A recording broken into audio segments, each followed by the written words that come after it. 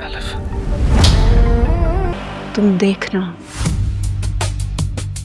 मैं तुम्हें नहीं छोड़ूंगी।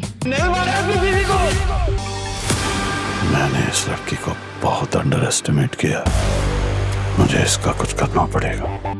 मैं वो इंसान हूँ जिसके पास छुपाने के लिए शायद कुछ भी नहीं है। यही तो ऐसे लोगों की अदाकारी होती है रानिया। एक बात का ख्याल रखना, इल्हाम की मौत भी एलिफ की मौत की तरह हाथ से अलग है। चाहे भी अब झूठ की तरह सुनाई देती है। जो इंसान उस रिश्ते का लिहाज नहीं रख सकता वो आपका क्या ही ख्याल करेगा। वो तो आपके साथ कुछ भी कर सकता है। जिसे मैंने देखा वो मुझे कातिल ही नहीं लगा।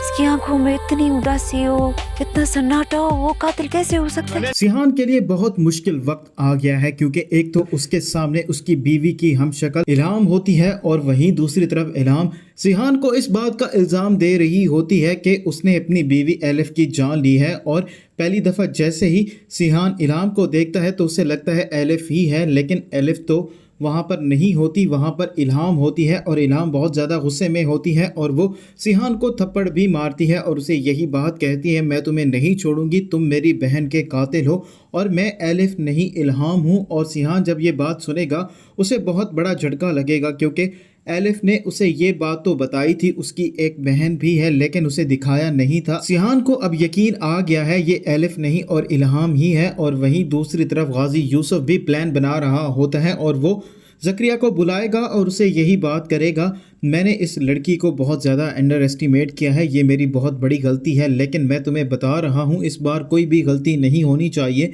और इस लड़की की मौत भी एक हादसा लगनी चाहिए ताकि किसी को किसी बात का शक भी ना हो। ज़करिया गाजी यूसुफ से यही बात कहता है, आपको घबराने की ज़रूरत नहीं है, मैं ऐसे ही करूँगा। और वहीं दूसरी तरफ रानिया भी बहुत ज़्यादा परेशान होती है। एलिफ आकर जब उसको हकीकत बताती है तो रानिया को इस बात का यकीन ही नहीं आता और वो यही बात कहती है, सिहान को देखकर नहीं लगता कि ये किसी का कत्ल कर सकता है, लेकिन इल्हाम उसे यही बात बताती है कि यही तो इस शख्स की सबसे बड़ी अदाकारी है, ये अपने आप को ऐसे दिखा रहा है जैसे ये बहुत ही ज़्यादा मासूम है, लेकिन इससे बच के रहना, ये बहुत ही ज़्यादा ख़तरनाक इंसान है।